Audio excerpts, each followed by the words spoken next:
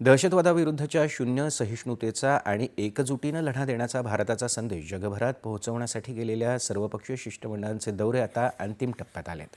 दहशतवादाविरोधात भारतासोबत उभं राहण्याची वचनबद्धता अनेक देशांकडून व्यक्त करण्यात आली. सर्वपक्षीय शिष्टमंडळांच्या दौऱ्यामुळे सरकारचं उद्दिष्ट साध्य झाल्याची प्रतिक्रिया परराष्ट्र व्यवहार मंत्री डॉक्टर एस जयशंकर यांनी दिली. राष्ट्रवादी काँग्रेस शरदचंद्र पवार पक्षाच्या खासदार सुप्रिया सुळे यांच्या नेतृत्वाखालचं शिष्टमंडळ आज नवी दिल्लीला पोहोचणार आहे. हे शिष्टमंडळ इजिप्त, इथिओपिया, कतार आणि दक्षिण आफ्रिकेच्या दौऱ्यावर गेलं होतं. अशा प्रकारची शिष्टमंडळं पाठवून भारताची भूमिका स्पष्ट केल्याबद्दल सुप्रिया सुळे यांनी पंतप्रधान नरेंद्र मोदी यांचे आभार मानलेत. इजिप्त, इथिओपिया, कतार आणि दक्षिण आफ्रिका हे सर्व देश दहशतवादाच्या विरुद्ध असून ऑपरेशन सिंधूरमध्ये भारताच्या सोबत असल्याचं त्यांनी सांगितलं.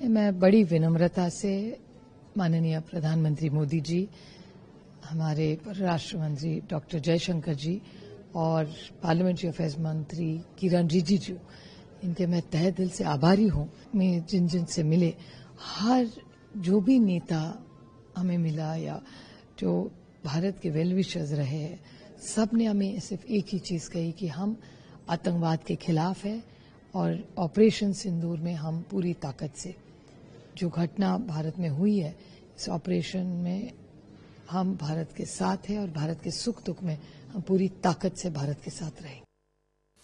पाकिस्तान दहशतवादाला पाठिंबा देत असून पाकिस्तानी लष्करातले वरिष्ठ अधिकारी दहशतवाद्यांच्या अंत्यसंस्कारात सहभागी होतात. यातनं हे स्पष्ट होत असल्याचं या शिष्टमंडळातले सदस्य भाजपाचे खासदार अनुराग ठाकूर यांनी म्हटलंय. दहशतवादाचं उच्चाटन करण्यासाठी जागतिक आघाडीची आवश्यकताही त्यांनी व्यक्त केली. दुनिया भर के देशों में एक संदेश तो स्पष्ट गया, सबने एक स्वर में आतंकवादी हमले की निंदा की है, भारत के लोगों के प्रति अपनी संवेदनाएं दी है और अपना विश्वास व्यक्त किया है कि वो भारत के साथ आतंकवाद की लड़ाई में खड़े हैं. क्योंकि दुनिया भर के देश मानते हैं आतंकवाद अच्छा या बुरा नहीं, आतंकवाद आतंकवाद होता है जो निर्देश लोगों की जान लेता है. और किसी देश द्वारा प्रायोजित अगर आतंकवाद हो तो लड़ाई कितनी मुश्किल होती है. दक्षिण कोरिया, मलेशिया आणि इंडोनेशियाच्या दौऱ्यानंतर जदयू खासदार संजय झा यांच्या नेतृत्वाखालचं सर्वपक्षीय शिष्टमंडळ दिल्लीत पोहोचलं. तर भाजपाचे खासदार बैजयंत पांडा यांच्या नेतृत्वातलं शिष्टमंडळ 4 देशांचा दौरा आटपून काल भारतात परतलं. या शिष्टमंडळानं बहरीन, कुवेत, सौदी अरेबिया आणि अल्जेरियाचा दौरा करत भारताची भूमिका मांडली. भारताच्या दौऱ्यावर आलेले पॅराग्वेचे राष्ट्राध्यक्ष सॅन्टियागो पेना पाला